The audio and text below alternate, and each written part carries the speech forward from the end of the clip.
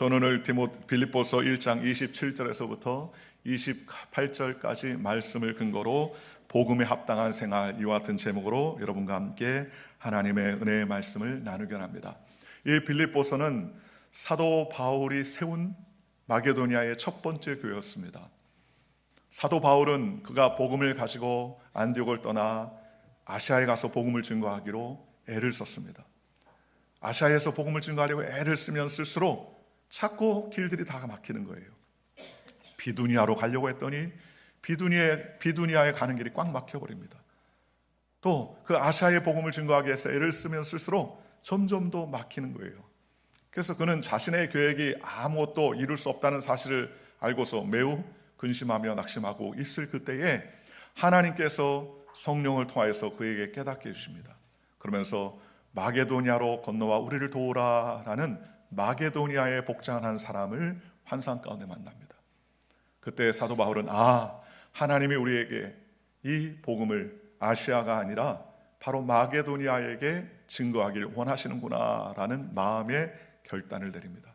그리고 배를 타고 마게도니아로 들어가서 첫 성 빌립보에 도착을 합니다. 그리고 빌립보에서 도착을 해서 그리스도의 복음을 증거하고 빌립보 교회를 세워나갑니다. 우여곡절과 어려움 끝에 빌립보 교회가 성장하게 되지요. 그러니 마게도니아의 복음을 위해서 세웠을 때 첫 성 빌립보에서 각고의 어려움과 감옥에서의 고통과 또 그 곳에서 만난 간수장을 예수 믿게 하고 그 가족을 구원했던 그런 여러 가지 어려움 속에서 태어난 교회였기 때문에 빌립보 교회는 남다른 애정을 가지고 있었던 사도 바울의 첫 마게도니아 성이었습니다. 또 빌립보 교회도 역시 사도 바울에게 애정을 가지며 복음을 위해서 적극적으로 헌신하고 또 자원하며 지원하고 사도 바울의 허물과 여러 가지 도움을 요청할 수 있는 특별한 관계의 교회가 바로 빌립보 교회였습니다. 그런 빌립보 교회에 향해서 사도 바울은 간절한 기대와 소원은 오직 너희는 그리스도의 복음에 합당하게 생활하라 라고 그렇게 이야기하고 있더라는 겁니다. 오늘 우리는 이 땅에 살면서 복음에 합당한 삶을 사는 저와 여러분이 되시기를 주님의 이름으로 축원합니다. 그리스도인답게 하나님의 복음을 입은 자답게 살아가는 것이 얼마나 중요합니까? 그러니 우리는 이 땅 가운데서 하나님을 기쁘시게 하는 믿음의 삶을 살게 되는 저와 여러분들 되시기를 주님의 이름으로 축원합니다. 일전에 제가 한국에 갔을 때 한국에서 유명한 영화 파묘가 막 1000만 관객을 넘는다는 이야기를 들었어요. 너무 궁금한 거예요. 대략 줄거리가 묘를 파가지고 이장을 하면 어쩌다 뭐 그런 기독교적인 내용은 아니지만 그래도 소통을 위해서는 그래도 무슨 내용인지는 내가 알아야 되겠다라는 생각 가지고 극장에 갔습니다. 혼자 갔습니다. 갈 사람이 없어 혼자 들어갔어요. 그래가지고 극장에서 보는데 깜짝 놀랐습니다. 스토리가 재밌어서 놀란 게 아니에요. 거기에 극중에 죽은 사람을 염을하고 장례를 치르는 장례 지도사가 나오는데요. 그 장례 지도사가 아주 그 미신을 믿는 사람인데 그것도 장로님으로 나오더라고요. 교회 장로예요. 극중에, 영화 중에. 그런데 제가 깜짝 놀란 것은 장로님이 누구한테 전화를 받았어요. 그랬더니 나 지금 구역 예배 중이야 바빠. 그러면서 전화를 드리면서 화투를 치고 있더라고요. 화투를 치고 있어요. 제가 깜짝 놀랐습니다. 왜 놀랐냐면 혹시 세상의 그리스도인들에게 기독교인이 그렇게 비춰져서 자꾸 저러나? 그래서 최근에 한국에 나오는 영화나 드라마에 혹은 목회자 혹은 그런 신앙인들의 모습이 덕스럽지 않은 모습으로 비춰지는 경우가 있지 않습니까?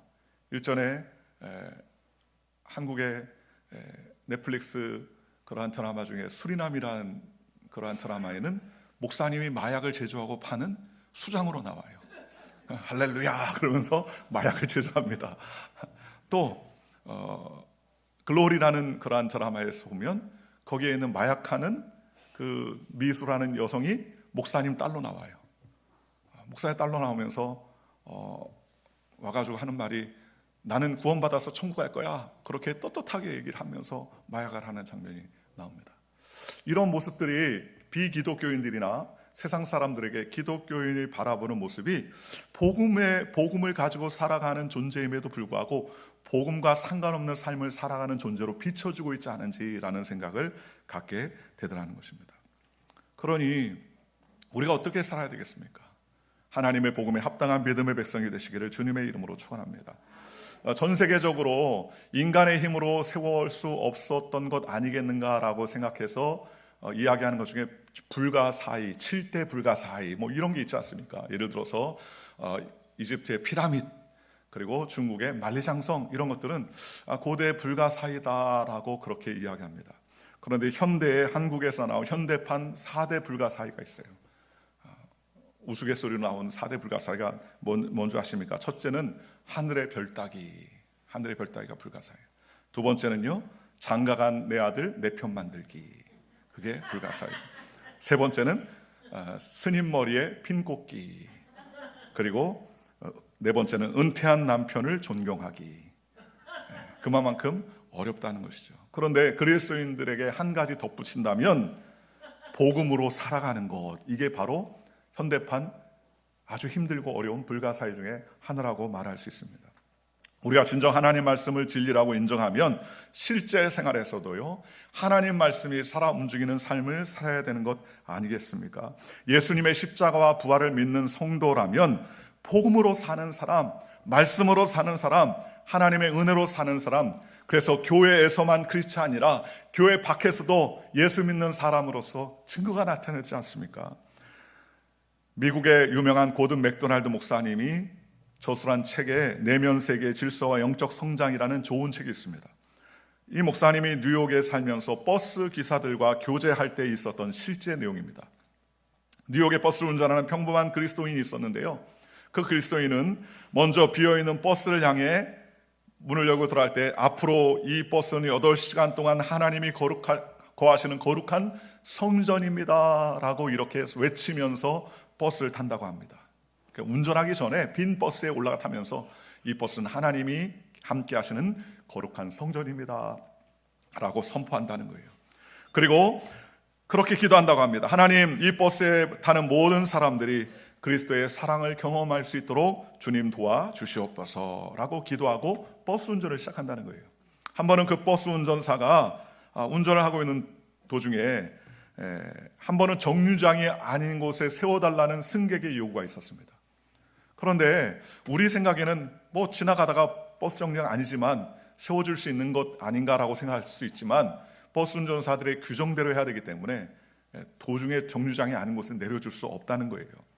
그래서 그 부당한 요구를 들어주지 않자 승객이요 가진 욕설과 험담을 폭포수까지 퍼붓기 시작하더라는 겁니다. 그것을 아랑곳하지 않고 그 다음 정류장에서 버스 기사가 문을 열고 내려주게 되었습니다. 그런데 그 기사가 욕설하기 전에 저희 버스를 이용해 주셔서 참 감사합니다 라고 정중하게 인사를 하게 됩니다. 그러면서 하나님의 축복이 당신과 함께 하길 원합니다. God bless you 라고 그렇게 이야기를 합니다. 그때 맨 앞에 운전석 옆에 있는 자리에 앉았었던 승객 한 분이 깜짝 놀라면서 충격을 받습니다. 아니, 지금 방금 전 1분 전까지만 해도 당신에게 폭포수처럼 악한 말을 퍼부었던 저 사람에게 어떻게 당신은 하나님의 축복이 함께하길 원한다고 하면서 그렇게 정중하게 인사를 할 수 있습니까? 라고 그렇게 물어봤어요. 그랬더니 이 운전수가 뭐라고 말했느냐? 그렇게 어려운 것은 아닙니다. 왜냐하면 이 버스는 하나님이 함께하는 성전이거든요 라고 그렇게 이야기하더라는 겁니다. 내가 하나님을 모시는 이 성전에서 어떻게 내가 악담을 퍼볼 수 있겠습니까? 하나님이 모든 사람이 축복되길 원하십니다 라고 그렇게 이야기하다는 것입니다. 여러분, 복음으로 사는 사람이 복음으로 사는 것이 어떤 것인가를 우리에게 단적으로 보여주는 모습 아니겠습니까? 오늘 우리가 이 땅에 살면서 하나님의 복음으로 살아가는 저와 여러분이 되시기를 주님의 이름으로 축원합니다. 성경은 우리에게 복음으로 살아가라고 성경은 말씀하시는데 그리스도인이라면 무슨 일이든지 복음에 합당하게 살아가야 될 존재라고 성경은 말합니다. 또 우리에게 생활하라라고 번역했던 헬라어 폴리튜에스테는 시민으로 살아가라, 또 시민답게 처신하라 라는 그러한 말이었어요. 빌립보시는 어떻게 생겼냐면 로마에 더 이상 하사할 땅이 없었던 그러한 때에 로마에 헌신한 사람들에게 로마의 시민을 받고 살아갈 수 있도록 불안한 땅이었습니다.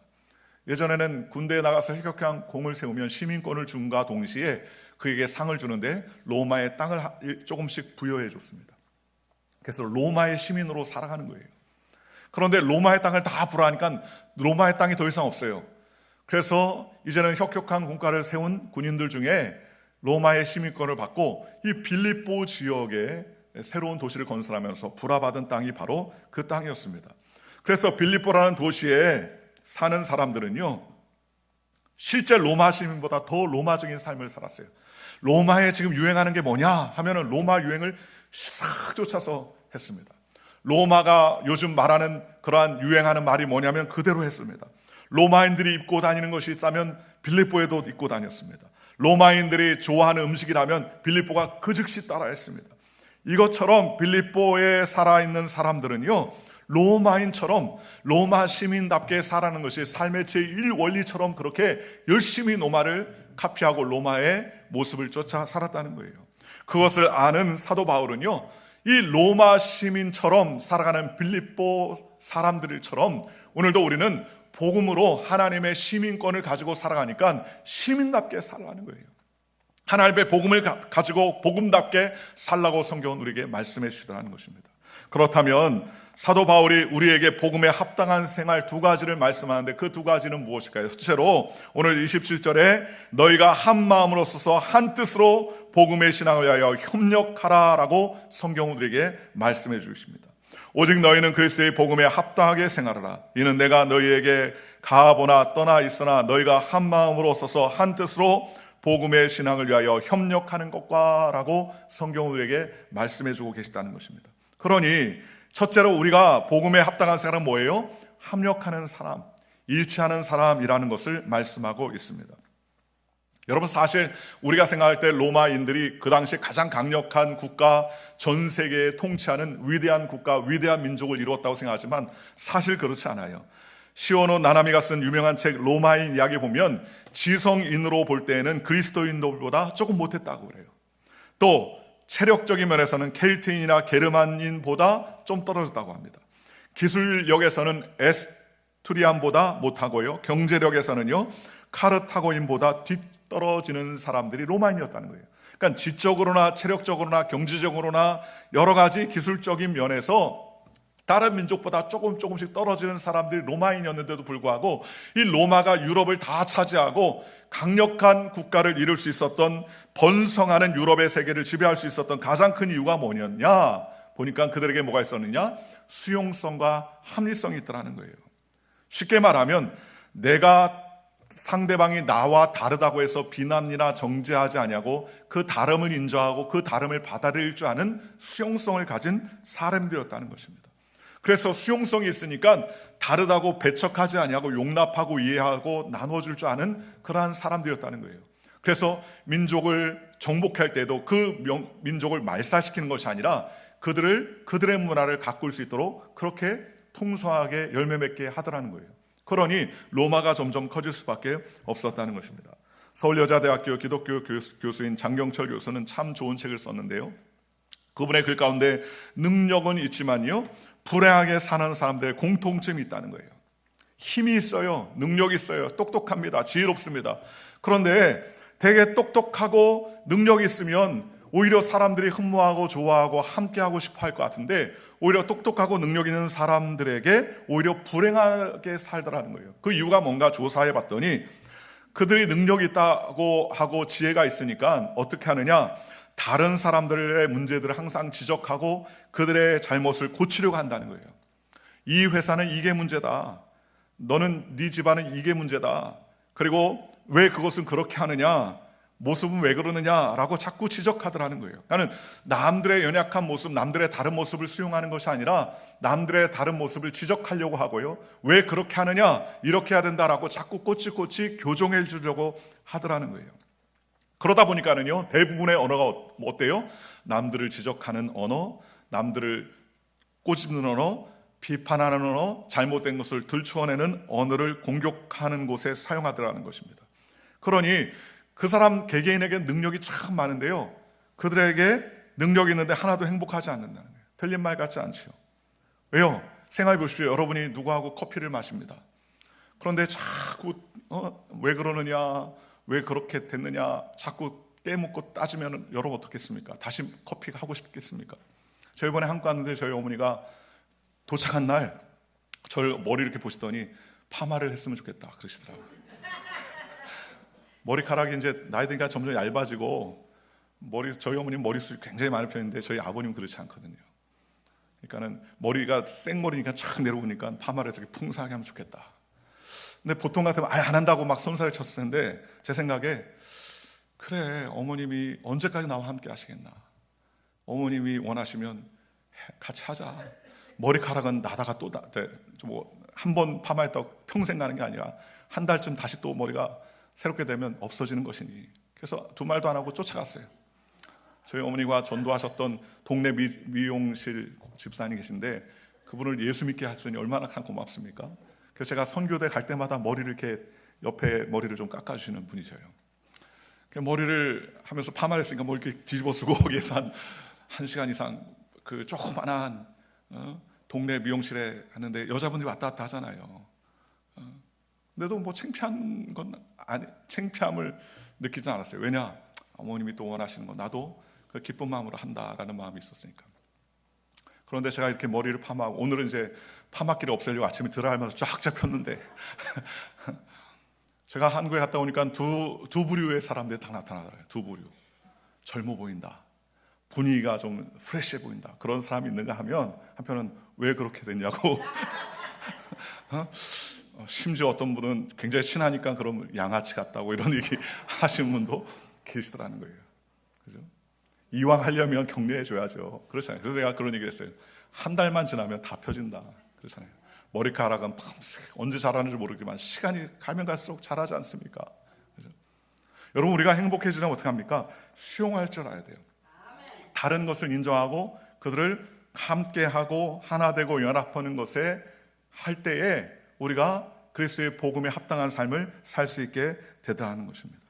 그러니 복음 그 자체가 워낙 강력한 능력이기 때문에 겸손과 온유로 하나 되는 저와 여러분들 되시기를 주님의 이름으로 축원합니다.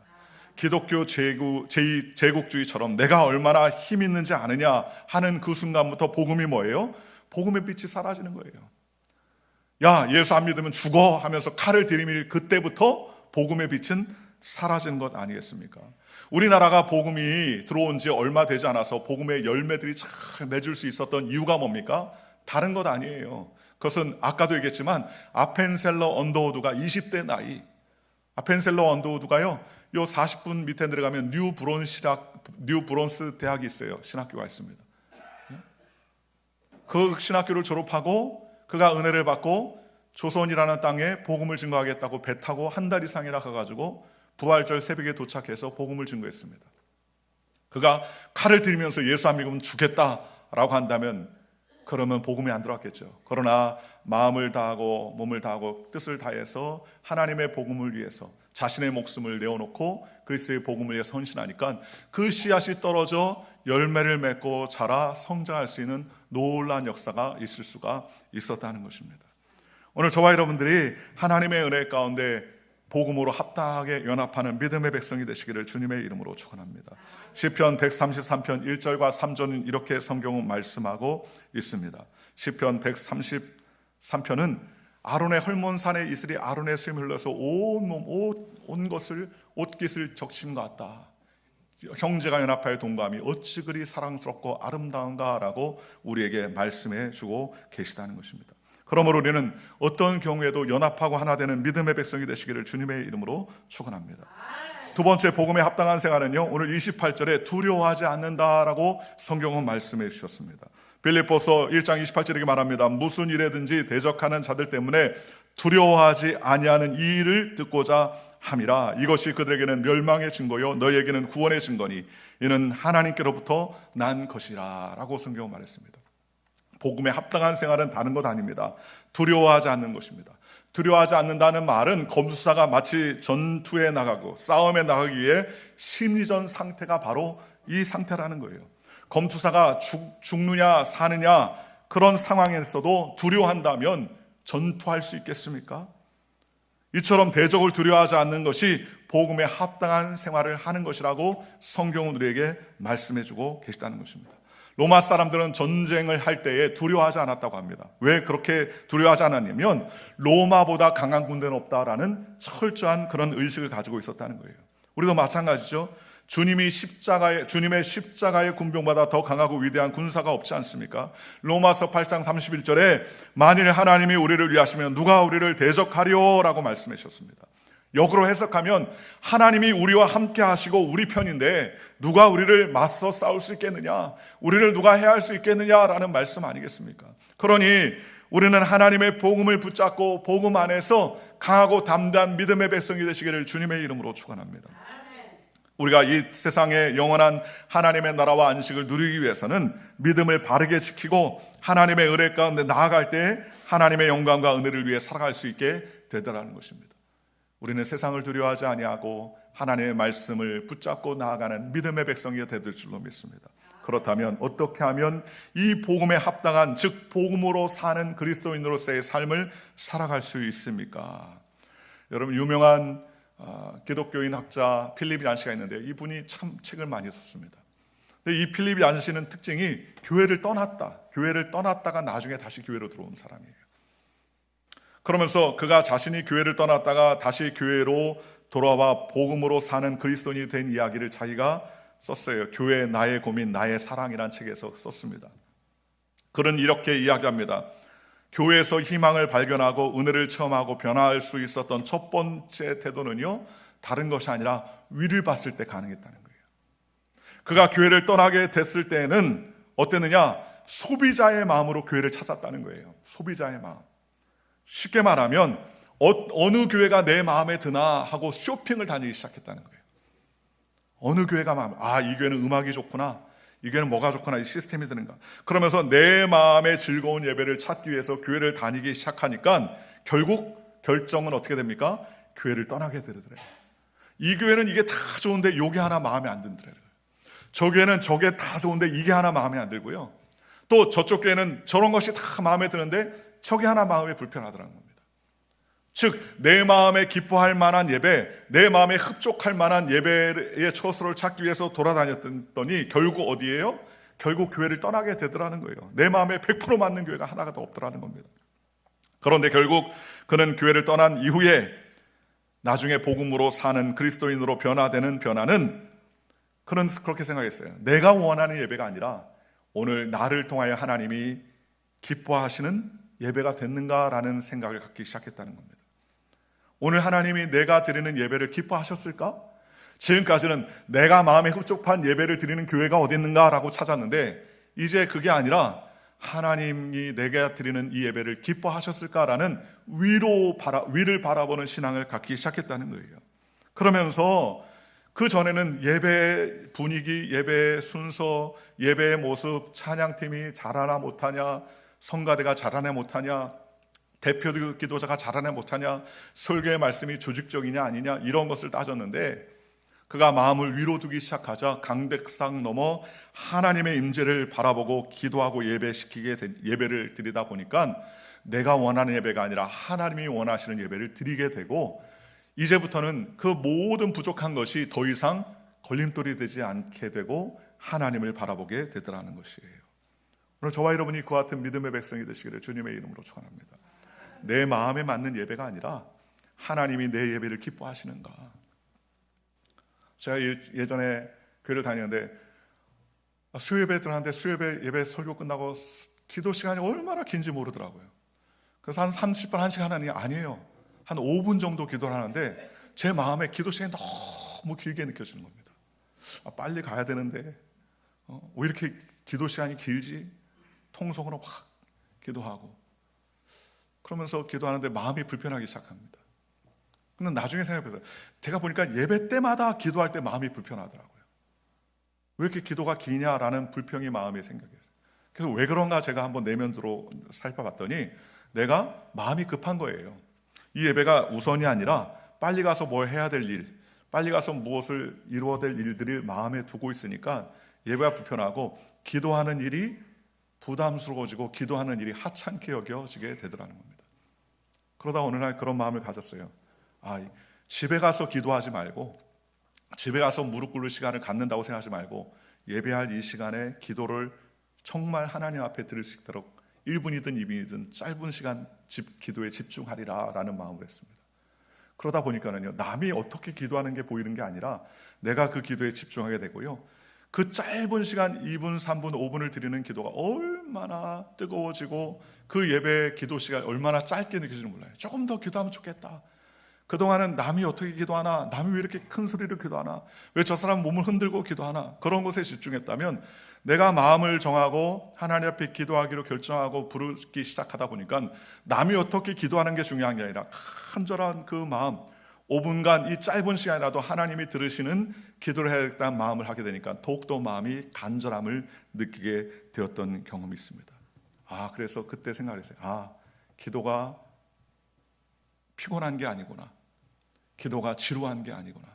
내 마음이 집중하지 못하고 그 기도의 시간이 하찮게 여기니까 그 기도가 지루해지는 것이구나 라는 사실을 깨닫게 되었습니다. 우리는 모든 것을 하나님께 드릴 줄 알아야 됩니다.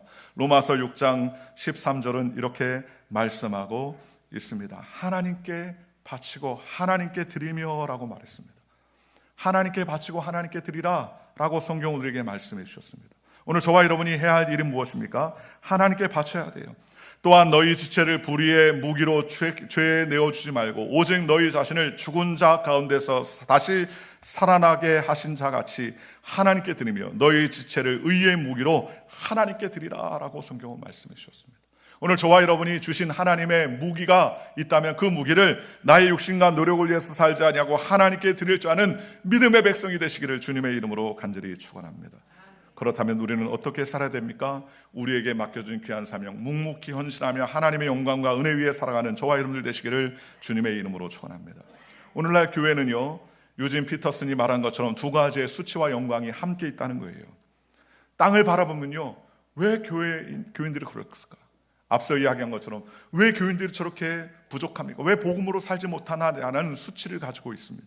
그럼에도 불구하고 우리가 위를 바라보면 너무나 귀중한 하나님의 영광과 은혜가 있지 않습니까? 나는 연약하지만 그럼에도 불구하고 하나님을 바라보고 그럼에도 불구하고 주님을 바라볼 때 주님께서 우리 앞길을 책임져 주시고 우리 앞길을 붙잡아 주시라는 것입니다. 우리에게 주신 귀한 사명들을 묵묵히 잘 감당하고 나아가면 하나님께서 복음의 자리에 합당한 삶을 살 수 있도록 주님께서 은혜를 베풀어 주시는 것입니다. 주일날만 교회 와서 예배 드리는 것으로 복음으로 사는 것이 아니라 오늘 우리가 교회에서 예배를 드리고 나갈 때 그때 복음이 시작되는 거예요. 어떤 목사님이 그런 이야기 하시더라고요. 예배는요, 보급소와 같다는 거예요. 교회는 보급소와 같다는 거예요. 전투 병력들이 나가서 전투를 벌이고 교회에 돌아와서 교회에서 일주일 동안 이제 주일날 교회에서 보급을 만든다는 거예요. 실탄도 장전하고 술탄도 받고 그리고 여기에서 말씀으로 무장하고 다시 기도하고 계획을 잘 짜가지고 그 다음에 다시 나에게 주어진 전투터에 나가서 거기서 사단의 세력을 무찌르고 그리고 적군을 이기고 그리스도의 승리의 깃발을 꽂고 그리고 또 보급품을 타러 교회로 나와야 된다는 거예요. 그런데 많은 그리스도인들이 가서 술탄을 가서 터뜨리고 총을 쏴서 승리하지 않고 교회 와서 수탄 터뜨리고 교회 와서 총 쏘고 교회 와서 서로 물고 뜯고 그러면서 난리를 피는 경우가 많다는 겁니다. 여러분, 우리는 복음 때문에 살아가는 저와 여러분들 되시기를 주님의 이름으로 축원합니다. 오늘 말씀을 붙잡고 이 교회 예배를 드리고 나서 우리가 신교 후에 교회를 나간다면 교회 밖이 복음으로 살아가야 할 또 다른 삶의 예배 장소임을 기억하고 날마다 주를 위해 살아가는 믿음의 백성이 되시기를 주님의 이름으로 축원합니다. 부자로 사느냐 가난하게 사느냐가 먼저가 아닙니다. 건강한 사람이냐 약한 사람이냐가 먼저가 아닙니다. 성공과 실패가 먼저가 아닙니다. 행복이 먼저가 아닙니다. 말씀을 붙잡고 성령의 인도함을 따르고 믿음으로 살아가야 되더라는 것입니다. 오늘 저와 여러분이 하나님의 역사가 복음으로 살 때 일어난다는 사실을 기억하고 주님이 주시는 능력으로 살아가는 하나님의 거룩한 백성이 되시기를 주 예수의 이름으로 간절히 축원합니다. 기도하겠습니다.